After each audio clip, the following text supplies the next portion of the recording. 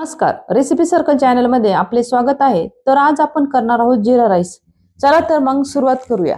त्यासाठी मी घेतलेला आहे 1 वाटी बासमती तांदूळ, 2 चमचे जिरे, अर्धा चमचा मोहरी, अर्धी वाटी बारीक चिरलेली कोथिंबीर आणि खडे मसाल्यामध्ये मी घेतलेले आहे तमालपत्र, दालचिनी, 1 काळी विलायची आणि 1 हिरवी विलायची।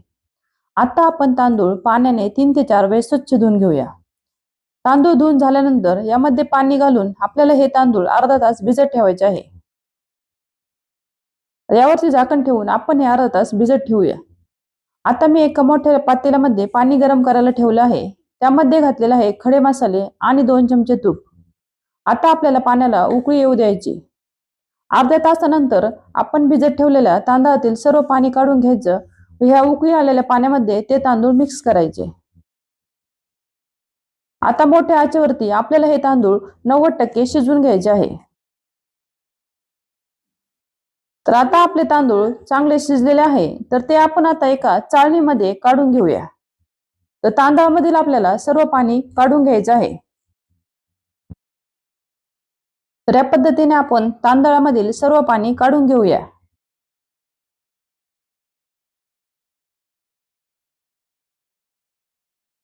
तर आपले तांदूळ चांगले शिजलेले आहे व खूप मोकळेही झालेले आहे।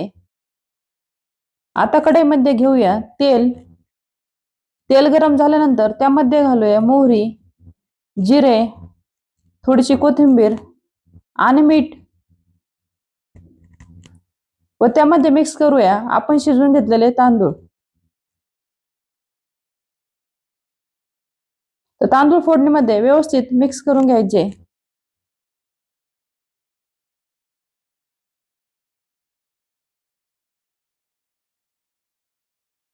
तर आता यामध्ये उरलेली सर्व कोथिंबीर आपण मिक्स करून घेऊया।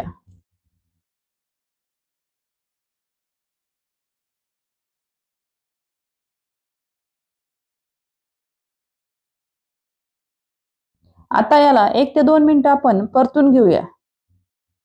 तुम्ही बघू शकता आपला हा जीरा राईस खूप छान झालेला आहे व एकदम मोकळा झालेला आहे। तर आता हा आपला जीरा राईस तयार झालेला आहे। तुम्हाला जर ही रेसिपी आवडली तर लाईक करा, शेअर करा आणि चॅनलला सबस्क्राइब करा। Thank you.